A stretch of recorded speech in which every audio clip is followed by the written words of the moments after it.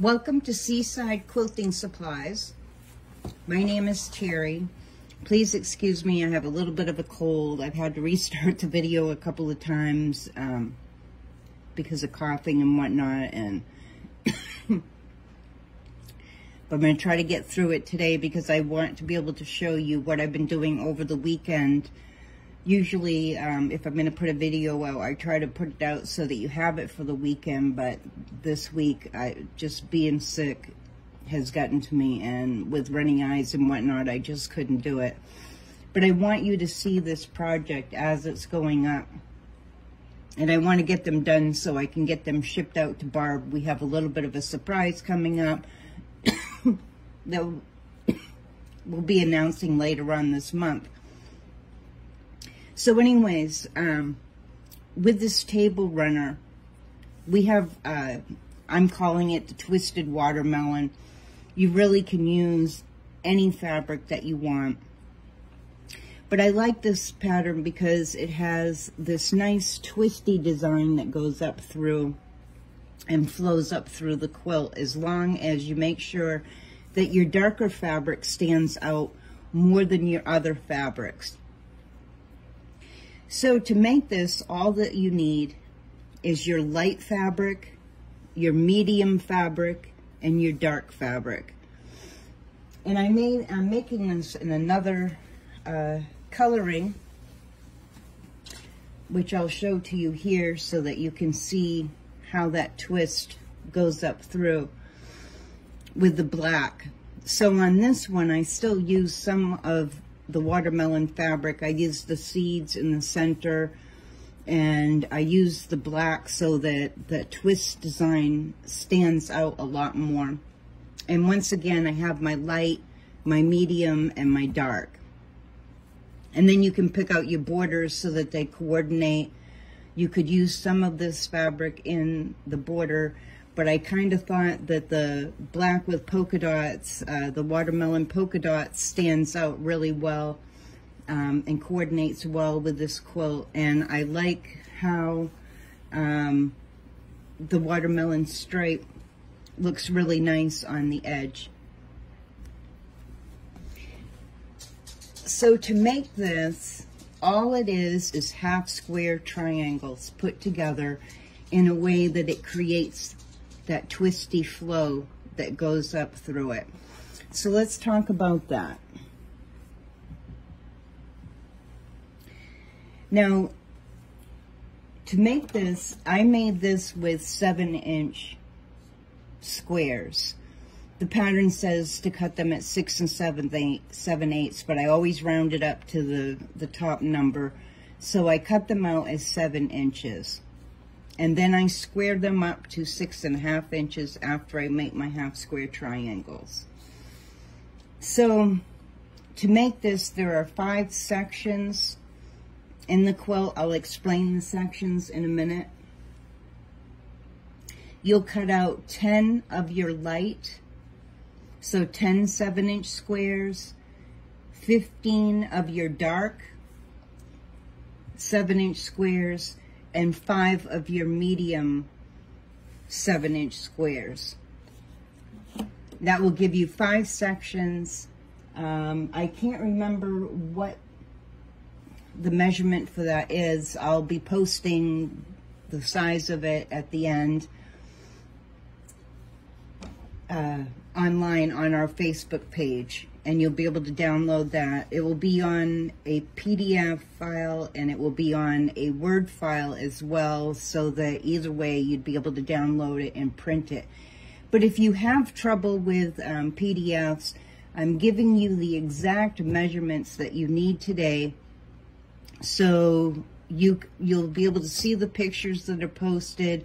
I'll be posting a picture of the diagram, and all you have to do is follow the diagram and where in the placement of your half square triangles, which I'll be showing you in the video as well. So either way, you'll be able to see exactly what you need to cut out and how they go together.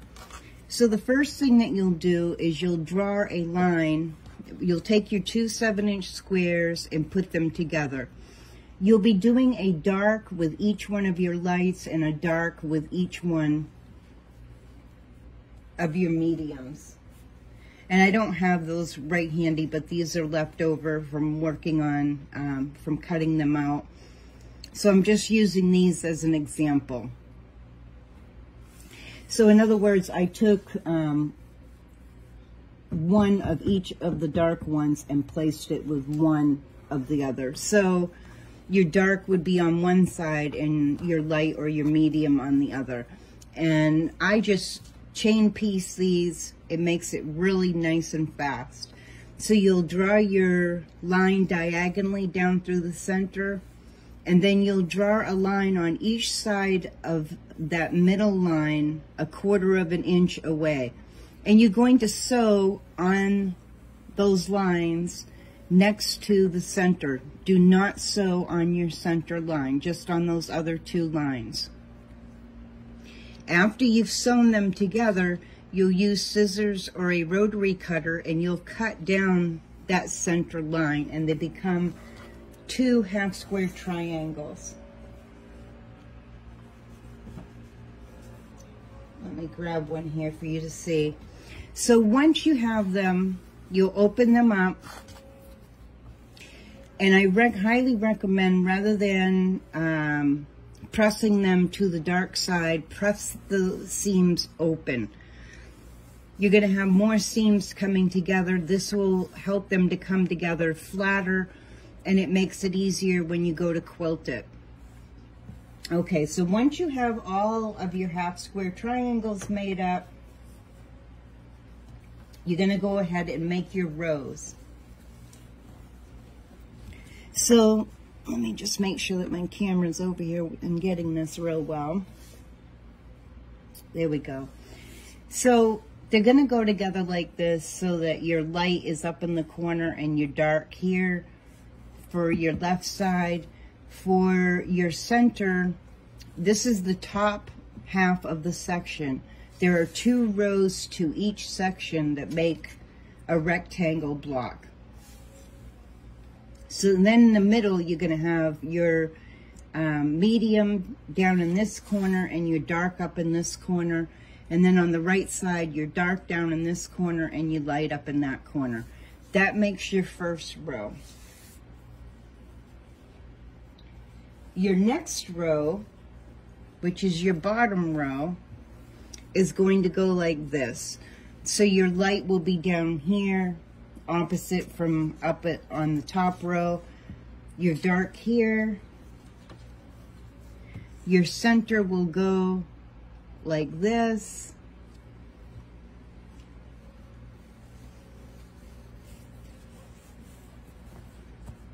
Whoops, wait a minute, like this. Had to twist it around the right way. And then your right side will go like this.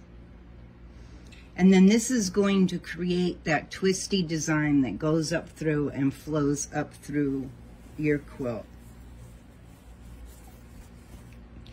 So you'll take your half square triangles, you'll take your left side, you'll flip it over. I'm just double checking to make sure that I have this going in the right direction, because you won't get that twisty design unless you put these together in the right direction. So this is the top, this is your bottom row.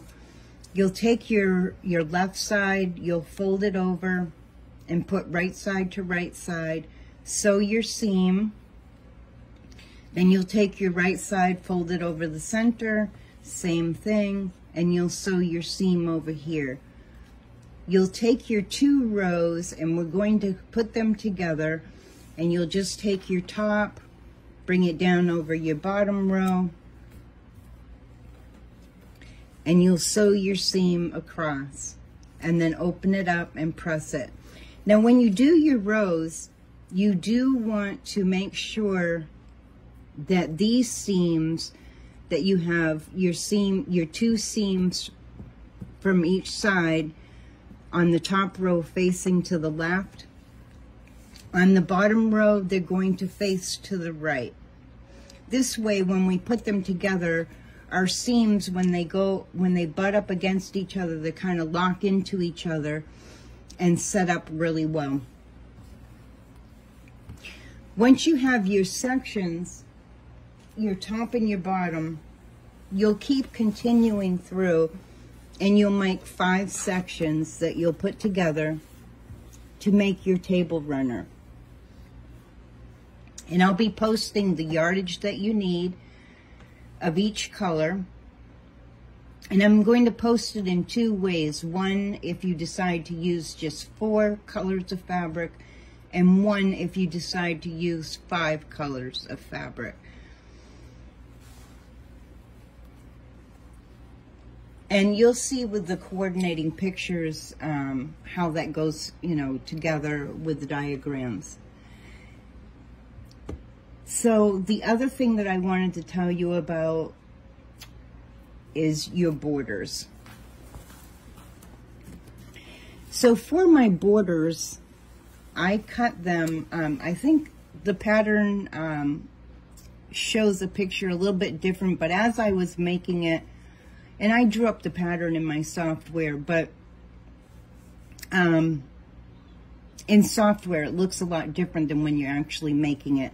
So when I made this, I decided to go with 1.5 inch unfinished, and of course it ends up being 1 inch once it's all attached. So you'll cut your border, your first border. My preference was with the dark one. You can choose whatever you want, whatever you prefer. So 1.5 inch for this border, 2.5 inches for your outside border. And what I did was I cut five strips for this, of both the inside border and the outside border. And typically what I do is I measure each side, the length, and I like to sew all my border strips together. So first I did my inside border. I sewed all 5 pieces together. I measured to see exactly what size I'm going to need for the side, and I cut them both the same exact size. This helps square up your quilt. And then once I've sewed all 5 of my strips together, I cut the exact length that I need for each side. This way your seams don't land on the same exact side of each side of your table runner, and your eye doesn't flow to them directly, because if they're right at the same exact spot, your eye tends to go to them right away. And the same with the outside border. I sewed all 5 of my strips together. Then I cut them to the length that I need. Once I did my inside border on both sides, I measured the width. Then I do both of my ends with the inside border, and then I do my outside border, both sides, and then the width of it. Now to square up once these are pressed, your half square triangles, you're going to square these up to 6.5 inches. So your first squares were cut out at 7 inches. Your half square triangles need to be squared up to 6.5 inches. I use the 45-degree angle, whichever color works best. On here, the white shows up better. If you have different colored fabric, the black one might show up better. And what I do is I just line that up on that center seam, this 45-degree line on my ruler, and I just slide it until I have just a sliver going around each side extra. And then I cut that sliver off. And you're just trimming pieces this size, nothing big. So then this will end up being a 6.5 inch square once it's trimmed down. And then you're going to do your rows like I was showing you. Now, if, when you see the measurements for this, these table runners that I did, for the table that I'm making them for, I only needed 4 sections. For one table that I was making it for, I needed 6 sections because it's a longer table. But say you're trying to make it for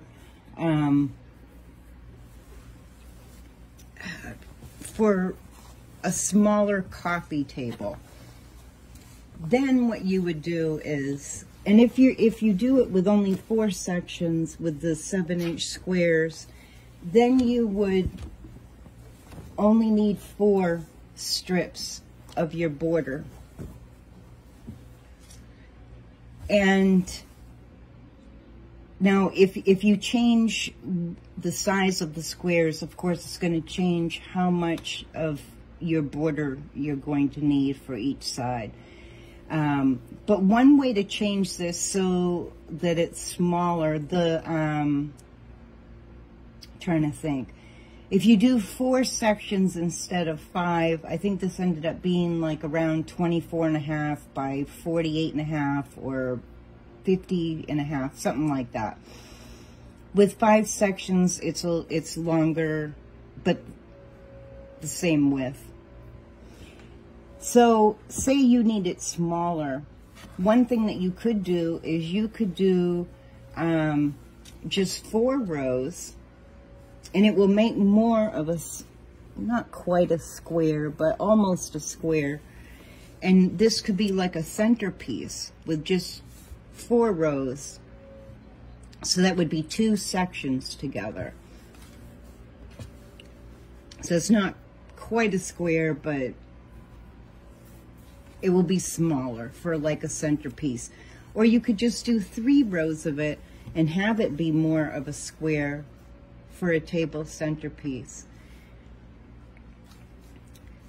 With two sections, and you kind of get to see more of that twisty look. So I kind of try to keep it to your 2 rows, which is a section, and go from there. Now, if you did need to make it smaller, what I was going to say is you could do 6-inch squares, and then your half square triangles would be trimmed down to 5.5 inches.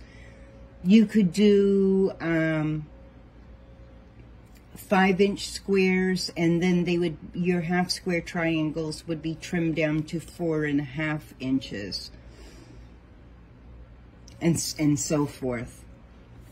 So whatever your whole number is that you decide to do your squares, you would be trimming the half square triangles down and so it would be 1/2 inch less of whatever that whole number is. So if it's 7, you're trimming them down to 6.5. If it's 6, then you're trimming them down to 5.5, and so forth.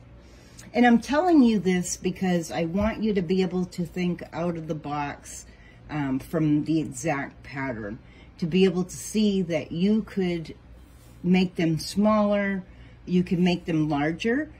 You could go, if you went with 10-inch squares, make your half square triangles. They would be trimmed down to 9.5 inches, and so forth. So you could even make a whole quilt out of this. You could do your strip this way, and you could make another strip of these and put them together, and you would end up with 2 twisties going up through, or 3, if you did 3 sections across, you would end up with a nice size quilt. But I wanted you to be able to see and think out of the box when you're looking at some of these blocks and patterns. We don't always have to follow the exact measurements that somebody else did. I wanted you to see hear the math for how to make it smaller or how to make it larger. So if you went with, if you were making a quilt, you could do 12-inch squares, and they would be trimmed down to, your half square triangles would be trimmed down to 11.5 inches. And it's really all that simple. And it doesn't have to be a kitchen-y fabric. You could do a floral fabric.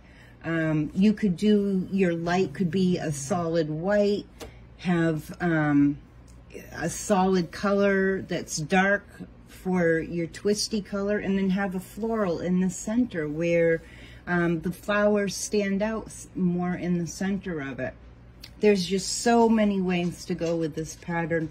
It goes up very, very quickly. The cutting time is very short. And once you see the diagram, you'll be able to see that if you multiply more sections, how many sections would you need and so forth by looking at it. So anyways, this is just one of the things that I'm going to be showing this year. I plan to show some more this year and hope you to think out of the box with those as well as I'm showing them. And also we have the 2023 Seaside Quilt Along that's going to be coming up. The pattern looks like it's difficult and complicated. It's really not. It's so easy to go together, and once you see the tutorials on it, you'll be surprised at how easy it really is. But it makes a quilt that looks like it's complicated once it's all put together. But it's a beautiful looking quilt once it's all done. But they're really all very, very easy to do. And that's going to start on April 1st. So please come on over, join our group, or you can tag along on the tutorials on YouTube.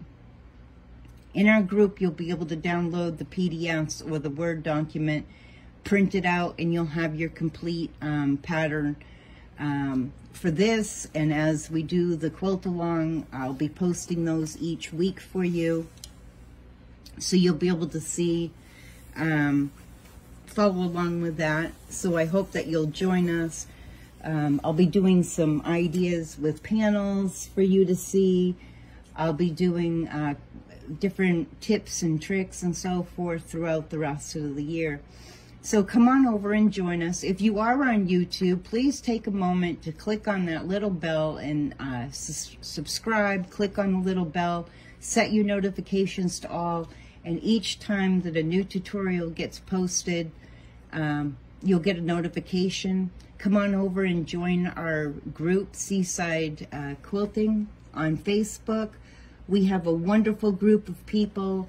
Some are very, very knowledgeable and are always willing to help with questions. And we have some very new beginner quilters and sewers as well that are learning. So if you're just beginning and you're just learning, don't be shy. Come on over. We can help you learn a lot and help you progress in the craft. And also sometimes we post special sales in there that are for the group only. So it's nice to be in the group. And there's just a bunch of lovely people there. We're more family than we are anything else, because we haven't met in person, but we've gotten to know each other over the time that we've been in the group, and it's just a wonderful, nice, considerate, thoughtful group that all care about each other, and it's wonderful to be a part of. So anyways, that's it for today. Thank you for joining me, and I wish you happy sewing.